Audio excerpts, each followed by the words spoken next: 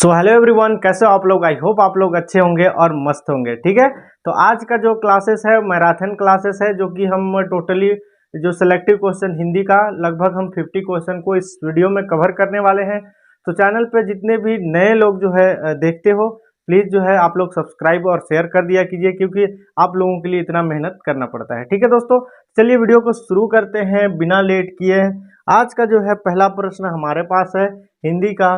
पुरोहित में उपसर्ग है, बताइए पुरोहित में कौन सा उपसर्ग है। ठीक है, यहाँ पे पूरा या पूर या फिर पुरुष या पूरा, क्या हो जाएगा इसका राइट आंसर।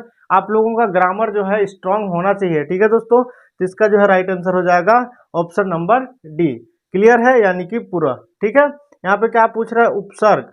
ठीक है, यहाँ पे प्रत्यय पूछता तो ये क्वेश्चन गलत हो जाता है, यानी ऑप्शन। क्लियर है दोस्तों, आगे बढ़ते हैं अगला प्रश्न की ओर।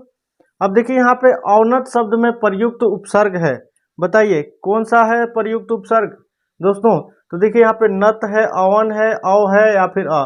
ठीक है, तो क्या हो जाएगा इसका राइट आंसर। इसका राइट आंसर हो जाएगा ऑप्शन सी, औ। क्लियर है। यदि आप लोगों को ग्रामर और बेसिक से समझना है, जैसे कि संधि समास को थ्योरी पढ़ के फिर ऑब्जेक्टिव लगाना है, तो उसके लिए भी आप कमेंट कीजिएगा, मैं वैसे भी पढ़ाने के लिए आप लोगों को तैयार हूँ। ठीक है दोस्तों, सावधानी शब्द में प्रयुक्त प्रत्यय है, बताइए कौन सा प्रयुक्त प्रत्यय है। यहाँ पे ई, आनी, धानी या ई, क्या हो जाएगा इसका राइट आंसर हमारा ऑप्शन नंबर पहला। क्लियर है, प्रयुक्त शब्द प्रयुक्त क्या पूछ रहा है, प्रत्यय पूछ रहा है। ठीक है, याद रखिएगा दोस्तों। अगला प्रश्न की ओर बढ़ते हैं हम।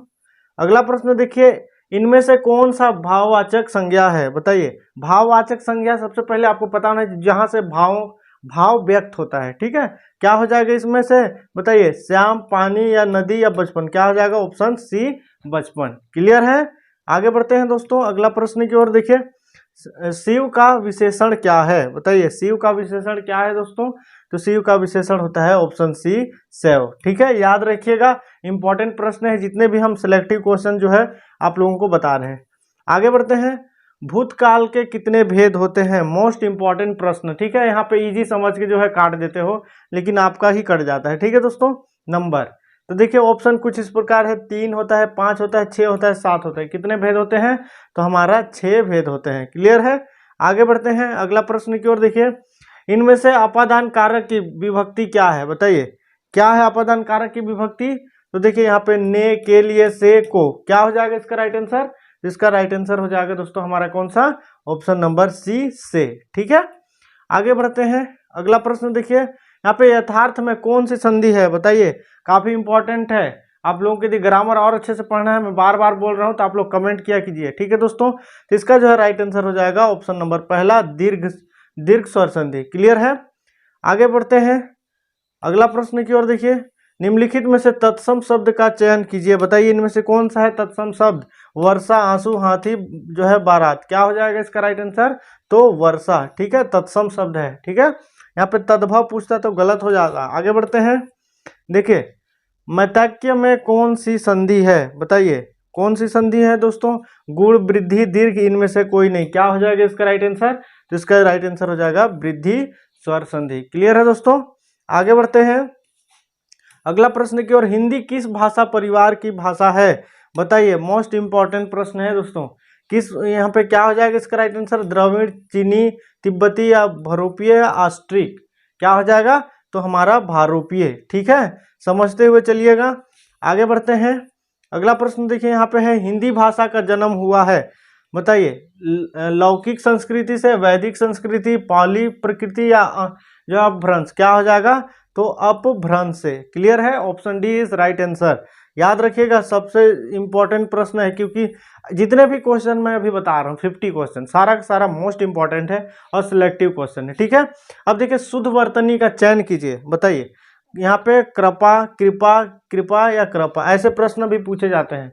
क्या हो जाएगा यहाँ पे, कृपा। ठीक है, ये भी गलत है, ये भी गलत है, ये भी गलत है। व्याकरण जानना बहुत जरूरी है आप लोगों को, क्योंकि हिंदी को इजी लेकर के जो है इजी टॉपिक समझ करके इसको जो है तुक्का मार के आ जाते हैं और नंबर गलत हो जाता है।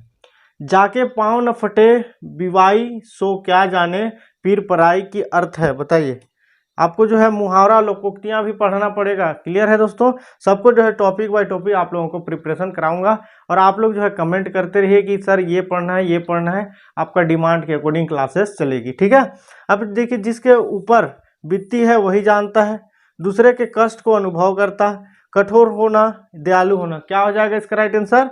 ऑप्शन नंबर पहला। ठीक है, आगे बढ़ते हैं। अगला प्रश्न को देखिए, यहाँ पे बेइंसाफी में प्रयुक्त उपसर्ग है, बताइए क्या हो जाएगा इसका राइट आंसर? पहले यहाँ ऑप्शन देखते हैं। ठीक है, इन होगा, बे होगा, इन बेइन होता है या बे, क्या हो जाएगा इसका right answer?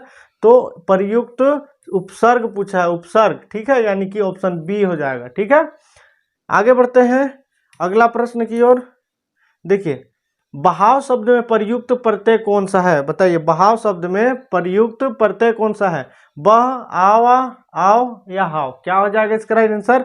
Option number C, आओ। ठीक है, आगे बढ़ते हैं। देखिए अगला प्रश्न की ओर, विरोध करने के लिए सही मुहावरा है, क्या है सही मुहावरा? सिर झुकाना, सिर उठाना, सिर कटाना या सिर चढ़ाना, क्या हो जाएगा इसका right answer? Option number B, सिर उठाना। ठीक है दोस्तों, आगे बढ़ते हैं। अगला प्रश्न को देखिए, यहाँ पे किस शब्द में आवा प्रत्यय नहीं है, बताइए किस शब्द में? यहाँ पे जो दिया हुआ है 4 ऑप्शन, इसमें आवा प्रत्यय नहीं है, पूछ रहा है किस में लग रहा है? तो यहाँ पे ऑप्शन सी। ठीक है, लावा। समझते हुए चलिएगा, किस शब्द में उपसर्ग का प्रयोग हुआ है? ठीक है, यहाँ पे देखिए उपसर्ग प्रत्यय तत्सम तद्भव समास संधि मुहावरे लोकोक्तियाँ आपको जो है पहले भी डिस्कस कर दिए हैं कि ये चीज़ पढ़ना है, और आप लोग अगर ध्यान नहीं देंगे तो आपका 10 नंबर बिल्कुल कट जाएगा। ठीक है, आपको पता है कि बीएड का सरकारी कॉलेज तो छोड़ो, आपको प्राइवेट कॉलेज भी नहीं मिलेगा, इतना ज़्यादा कंपटीशन बढ़ गया है। ठीक है, और आपको इधर उधर चैनल में भटकने की आवश्यकता नहीं है। जितने भी मैंने जो वीडियो अपलोड कर रहा हूँ सारा का सारा जो है देखिए, आपको क्वेश्चन का पैटर्न समझ में आ जाएगा। ठीक है, कैसा प्रश्न आता है वो समझ में आ जाएगा, और साथ ही साथ बहुत सारे क्वेश्चन, रिपीटेड क्वेश्चन भी समझ में आएंगे जाएंगे। ठीक है दोस्तों, तो जो है जितने भी हम स्पेशली इसलिए बीएड प्रिपरेशन ही करा रहे हैं क्योंकि बहुत सारे कंपटीशन का भी तैयारी करवाना है, बट अभी चाहता हूं कि आप लोग जो है एग्जाम को अच्छे से क्रैक करें और अच्छा आपको सीट मिले। ठीक है दोस्तों, देखिए हमारे पास यहाँ पे प्रश्न है, किस शब्द में उपसर्ग का प्रयोग हुआ है, बताइए? लाभदायक, अपनापन, उपकार या पढ़ाई, क्या हो जाएगा इसका राइट आंसर? तो उपकार। क्लियर है, आगे बढ़ते हैं।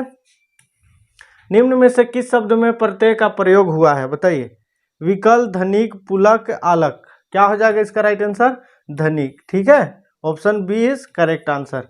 आगे बढ़ते हैं। निम्नलिखित में से किस शब्द में प्रत्यय लगा हुआ है, बताइए? सागर, जादूगर, नगर, इनमें से कोई नहीं, क्या हो जाएगा इसका राइट आंसर? बताइए दोस्तों। तो जादूगर। ठीक है, option B is correct answer. अगला प्रश्न की ओर बढ़ते हैं। किस शब्द में उपसर्ग का प्रयोग हुआ है, बताइए? उपकार में, पढ़ाई में, अपनापन या लाभदायक, क्या हो जाएगा? उपकार। देखिए बार बार जो है क्वेश्चन रिपीट कर रहा है, यानी कि क्या है ये क्वेश्चन? तो आईएमपी है, याद रखिएगा। क्लियर है, समझते हुए चलिए आगे बढ़ते हैं। निर्वाह में प्रयुक्त उपसर्ग है, बताइए? नी, निरी, नीर या नी, क्या हो जाएगा यहाँ पे? नीर। क्लियर है, option C is correct answer. आगे बढ़ते हैं दोस्तों। पवित्र में प्रयुक्त संधि का नाम है, बताइए? गुण संधि, आयादी, वृद्धि या इनमें से कोई नहीं, क्या हो जाएगा इसका राइट आंसर? तो आयादी संधि। क्लियर है, आगे बढ़ते हैं। आप लोग जो है संधि समास बहुत अच्छे से पढ़िए, वरना आपका जो ग्रामर 0 होने वाला है। ठीक है दोस्तों, निम्नलिखित में तत्सम शब्द का चयन कीजिए, बताइए इनमें से तत्सम शब्द कौन सा है, कौन सा हो सकता है, बताइए? तो उद्गम है। क्लियर है, तत्सम शब्द। आगे बढ़ते हैं। देखिए पाठशाला किस प्रकार का शब्द है, बताइए दोस्तों? किस प्रकार का शब्द है? ऋण, योग, ऋण, यौगिक या इनमें से कोई नहीं? ऐसे प्रश्न एकदम गारंटी 100% आता ही आता है। ठीक है, अब इसका राइट आंसर है ऑप्शन नंबर सी, यौगिक। ठीक है, आगे बढ़ते हैं। यहाँ पे क वर्ण किसके योग से बना है, बताइए? काफी इजी सा प्रश्न है, किसके योग से बना है हमारा? यहाँ पे क, यहाँ पे आधा क प्लस अ, किस क्या बना है? क। ठीक है, यानी इसके बराबर क्या आ जाएगा? क। ऐसे तो ये चीज को भी आपको ग्रामर को पढ़ना है कि ज्ञान क्या चीज से बना है, अक्षर क्या चीज से बना है। ठीक है, समझते हुए चलिएगा आगे बढ़ते हैं। ऊष्म और संयुक्त किसके प्रकार हैं, बताइए? व्यंजन, स्वर, ए बी, इनमें से कोई नहीं, क्या हो जाएगा यहाँ पे? व्यंजन के। ठीक है, आगे बढ़ते हैं। ऑप्शन पहला इज करेक्ट आंसर। यहाँ पे देखिए स कौन सा व्यंजन है, बताइए कौन सा व्यंजन हो जाएगा हमारा, तो यहाँ पे उष्म व्यंजन। ठीक है दोस्तों, आगे बढ़ते हैं। ऑप्शन पहला इज करेक्ट आंसर। इनमें से किस शब्द में वर्ण संबंधित अशुद्धि है, बताइए। अनाधिकार, अनुकूल, अमरुद, स्थान, क्या हो जाएगा इसका राइट आंसर, तो अनुकूल। क्लियर है, आगे बढ़ते हैं अगला प्रश्न की ओर। देखिए इनमें से किस शब्द में जो है लिंग प्रत्यय संबंधी अशुद्धियां है, बताइए। गायिका, नारी, अनाथा या गोपी, क्या हो जाएगा इसका राइट आंसर, तो नारी। क्लियर है, आगे बढ़ते हैं। देखिए इनमें से किस शब्द में जो है हलंत संबंधी अशुद्धियां नहीं है, अशुद्धियां क्या है यहाँ पे नहीं है पूछ रहा है। ठीक है, क्या हो जाएगा इसका राइट आंसर, तो बुद्धिमान। क्लियर है, आगे बढ़ते हैं अगला प्रश्न को। देखिए इनमें से किस शब्द में जो है चंद्र बिंदु संबंधी अशुद्धियां है। ठीक है, आपको मैं बता दे रहा हूँ शुद्ध अशुद्ध भी बहुत क्वेश्चन को रिपीट करता है। ठीक है, देखिए यहाँ पे आंगना, यहाँ पे पहुंच, या फिर दांत, चांद, क्या हो जाएगा इसका राइट आंसर, पहुंच। ठीक है, option B is correct answer. आगे बढ़ते हैं। इनमें से योजक चिन्ह कौन सा है, बताइए। योजक चिन्ह, योजक चिन्ह तो आप जानते ही होंगे कौन सा है, बताइए। हमारा योजक चिन्ह पूछ रहा है ना, यहाँ पे देखिए, यहाँ पे पहला होगा, दूसरा, तीसरा क्या हो जाएगा, कौन सा होगा, तो हमारा ऑप्शन नंबर बी, ठीक है, राइट आंसर हो जाएगा। चिन्ह भी आपको आना चाहिए कि कौन सा चिन्ह क्या होता है। इनमें से कौन सी जातिवाचक संज्ञा से भाववाचक संज्ञा बनाया गया है, बताइए। क्या हो जाएगा इसका राइट आंसर, तो बुढ़ापा। क्लियर है, न यहाँ अपनापन होगा, न सजावट, न कठोरता।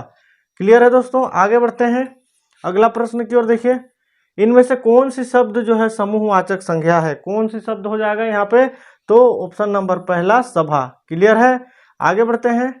देखिए इनमें से कौन सी शब्द पुलिंग है, बताइए, काफी इंपॉर्टेंट प्रश्न है। गिलास, अदालत, ए और बी इनमें से कोई नहीं, क्या हो जाएगा यहाँ पे, गिलास। ठीक है, ऑप्शन नंबर पहला इज करेक्ट आंसर। आगे बढ़ते हैं। देखिए उसने कहा कि मैं घर जाऊंगा, वाक्य है प्रश्नवाचक, मिश्रवाचक, या फिर मिश्र वाक्य, सरल वाक्य, संयुक्त वाक्य, क्या हो जाएगा इसका राइट आंसर, तो मिश्र वाक्य। ठीक है, उसने कहा कि मैं घर जाऊंगा, यानी कि मिश्रण हो रहा है, उसने यानी कि कोई तीसरा पर्सन भी है और खुद भी है। क्लियर है, उस चीज को समझिएगा। आगे बढ़ते हैं। निम्नलिखित में से कौन सा अल्प विराम चिन्ह है, बताइए। अल्प विराम है, आपको तो पता ही है, इसको भी बताने की आवश्यकता नहीं है, यानी कि हमारा ऑप्शन पहला इज करेक्ट आंसर। ठीक है, आगे बढ़ते हैं। देखिए निम्नलिखित में से कौन सा अर्ध विराम चिन्ह है, बताइए। अर्ध विराम, इससे पहले अल्प विराम, अब अर्ध विराम पूछ रहा है, तो क्या हो जाएगा यहाँ पे ऑप्शन नंबर डी। ठीक है, आपको चिन्ह भी पहचानने आना चाहिए दोस्तों। यहाँ पे देखिए, अरे उसने तो कमाल ही कर दिया, वाक्य है, क्या है, कौन सा वाक्य है दोस्तों, तो विस्मय वाक्य। ठीक है, यानी कि ये चिन्ह जहाँ पे लगा हुआ है तो आपको सीधे सीधे लगा देना है, जो है विस्मय बोधक। क्लियर है, आगे बढ़ते हैं अगला प्रश्न को। देखिए यहाँ पे राम घर गया, उसने माँ को देखा का संयुक्त वाक्य बनेगा, बताइए। संयुक्त वाक्य पूछ रहा है, राम ने घर जाकर माँ को देखा, राम घर गया अतः उसने माँ को देखा, राम घर गया उसने माँ को देखा, या इनमें से कोई नहीं। क्या हो जाएगा इसका right answer, option number C, राम घर गया और उसने माँ को देखा। ठीक है दोस्तों, आगे बढ़ते हैं अगला प्रश्न की ओर। वाक्य के घटक होते हैं, बताइए। वाक्य के घटक उद्देश्य और विधेय, कर्ता और क्रिया, क्रम और क्रिया, और कर्म और विश्लेषण। क्या हो जाएगा, ऑप्शन पहला, उद्देश्य और विधेय। ठीक है, आगे बढ़ते हैं। देखिए निम्न वाक्य में से संयुक्त वाक्य कौन सा है, बताइए। कौन सा है संयुक्त वाक्य हमारा, तो उसने खाना खाया और सो गया, option D is correct answer. ठीक है, संयुक्त वाक्य भी आपको समझ आना चाहिए कि किसे कहते हैं संयुक्त वाक्य। देखिए निम्न वाक्यों में से मिश्र वाक्य कौन सा है, बताइए। मिश्र वाक्य यानी कि मिश्रण उस वाक्य में होगा, उसी को क्या बोलते हैं, मिश्र वाक्य। देखिए चोर को देखकर सिपाही पकड़ने दौड़ा, सेठ जानता है कि नौकर ईमानदार है। क्या हो जाएगा इसका right answer, option number B. Clear है, आगे बढ़ते हैं अगला प्रश्न। देखिए यहाँ पे निम्नलिखित में से विराम चिन्ह नहीं है, बताइए। अल्प विराम, अवतरण, निर्देशन चिन्ह, पूर्ण विराम। क्या हो जाएगा इसका राइट आंसर, हमारा अवतरण। ठीक है, बाकी जो है सही है। ठीक है, यहाँ पे क्या पूछ रहा है, विराम चिन्ह नहीं है पूछ रहा है। ठीक है, याद रखिएगा। अगला प्रश्न को देखिए, इनमें से कौन सा विराम चिन्ह ऐसा है जो हिंदी में अंग्रेजी भाषा से जो है नहीं लिया गया है, बताइए। कौन सा है बताइए, क्या हो जाएगा इसका राइट आंसर? तो इसका जो है राइट आंसर हो जाएगा ऑप्शन नंबर डी। क्लियर है दोस्तों? सारे चिन्ह को आप पहचानने सीख लीजिए, ठीक है। वाक्य के अशुद्ध भाग का चयन कीजिए। बताइए, राम ने धनुष भंग करते ही दूसरे राजाओं के वक्ष पर सांप लौटने लगे, कोई त्रुटि नहीं, सॉरी, क्या हो जाएगा इसका राइट आंसर? वक्ष पर सांप लौटने लगे। ठीक है दोस्तों, आगे बढ़ते हैं। वाक्य के अशुद्ध भाग का चयन कीजिए। बताइए, तुम कक्षा में आते हो, कोई त्रुटि नहीं, साथ क्यों नहीं लाते, तो तुम्हारी पुस्तक। क्या हो जाएगा इसका राइट आंसर? बताइए, इसका राइट आंसर हो जाएगा तो तुम्हारी पुस्तक। Option D is correct answer. ठीक है, अब देखिए यहाँ पे समुद्र मंथन करना का अर्थ है घोर तप करना, कठोर परिश्रम, दृढ़ प्रतिज्ञा, उद्देश्य को प्राप्त करना। क्या हो जाएगा इसका राइट आंसर? तो कठोर परिश्रम करना। ठीक है, इस प्रकार जो है हमने हिंदी का लगभग 50 क्वेश्चन देखे। तो आप लोगों का यदि किसी पे भी डाउट होगा प्रश्न पे तो आप लोग पूछिएगा। और हाँ, आपको जरूरी सूचना कि सुबह जो है मॉर्निंग में 8 बजे क्लासेस होती है, और जो है इवनिंग में भी आपको 4 बजे, यानी कि फिक्स मॉर्निंग आपको 8 बजे और इवनिंग 4 बजे। ठीक है।